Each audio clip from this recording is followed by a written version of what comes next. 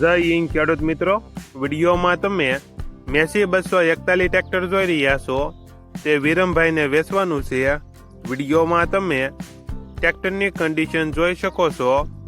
Engine company fitting, ગેર hydraulic complete, battery નવી, automatic hook નવો, tyre સારા, ટ્રેક્ટરમાં કોઈ પ્રકારનો ફોલ્ટ નથી.